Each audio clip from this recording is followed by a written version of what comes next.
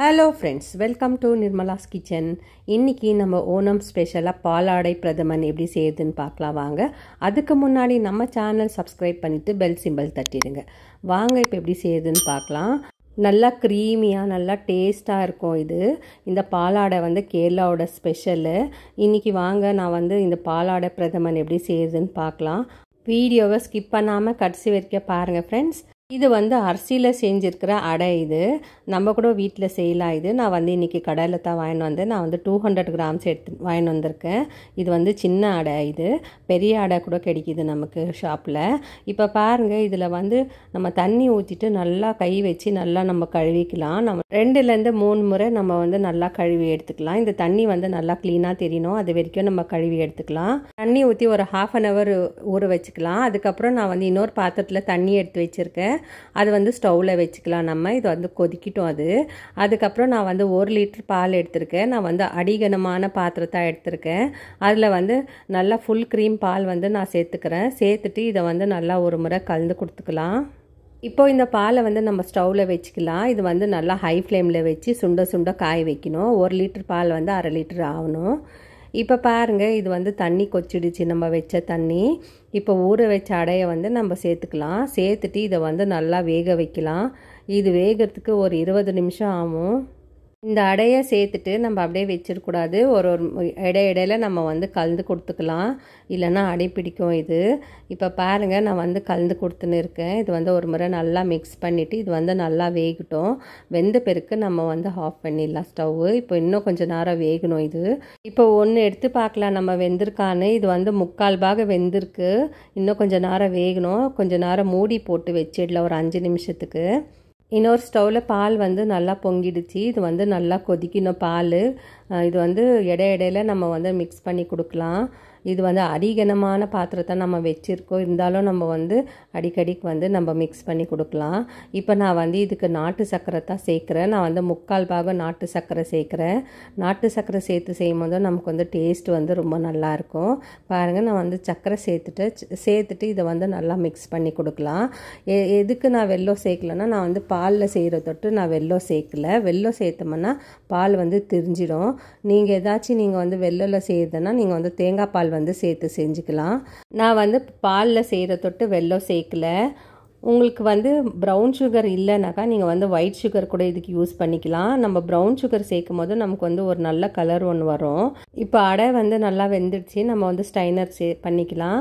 அதுக்கு நான் ஒரு பெரிய ஸ்ட்ரைனரோ ஒரு பாத்திரம் எடுத்திருக்கேன். அதில் நம்ம ஸ்ட்ரெயின் பண்ணிக்கலாம். இதை சூடாக ஊற்றிட்டு இந்த தண்ணியை நம்ம கொட்டிக்கலாம். கொட்டிட்டு நம்ம பச்சை தண்ணி சேர்த்து இதை நல்லா வாஷ் பண்ணிக்கலாம். இதில் ஸ்டிக்கினஸ் இருக்கும். அந்த ஸ்டிக்கினஸ் போகிறதுக்காண்டி நம்ம பச்சை தண்ணி சேர்த்து இதை நல்லா வாஷ் பண்ணிக்கலாம். இப்போ இது எனக்கு ரொம்ப ஃபுல்லாக ஆகிடுச்சுன்றதுனால நான் வேறு ஸ்ட்ரைனரில் மாற்றிட்டேன். நான் மாற்றிட்டு இதில் நல்லா பச்சை தண்ணி சேர்த்துட்டு இதை நல்லா வாஷ் பண்ணி எடுத்துக்கலாம். இந்த தண்ணியெல்லாம் நல்லா ட்ரெயின் ஆகணும். ட்ரெயின் ஆகிட்டு இது ஒரு 5 நிமிஷத்துக்கு அப்படியே வச்சிடலாம் நம்ம.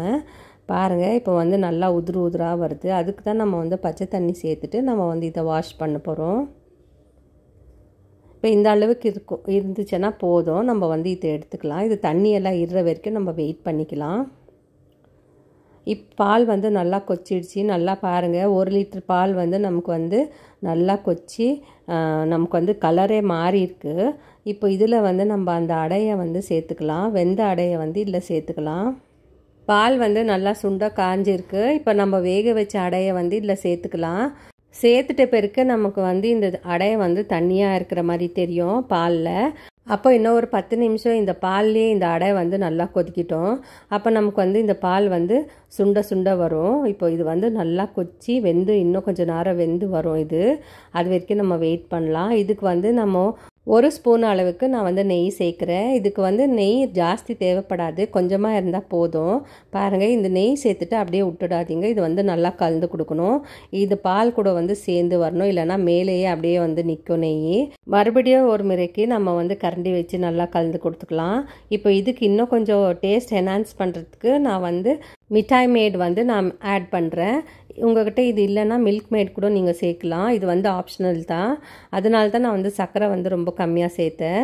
இப்போ இது சேர்த்து செய்யும் போதும் நமக்கு வந்து டேஸ்ட் வந்து நல்லா இருக்கும். டேஸ்ட்டு அப்படியே நல்லா ஒரு க்ரீமி பதத்துக்கு வரும் இந்த பாயாசம், பாலாடை பாயாசம். இந்த மாதிரி நீங்கள் செஞ்சு பாருங்கள் ஃப்ரெண்ட்ஸ், ரொம்ப டேஸ்ட்டாக இருக்கும். இப்போ இது வந்து சிம்மில் வச்சுட்டு நம்ம வந்து இதுக்கு சேர்க்கறதுக்காண்டி ஒரு வந்து பேன் ஒன்று வச்சுக்கலாம். அதில் வந்து நீங்கள் தேங்காய் எண்ணெய் சேர்க்கலாம், இல்லை நெய்யெண்ணெய் சேர்த்துக்கலாம்.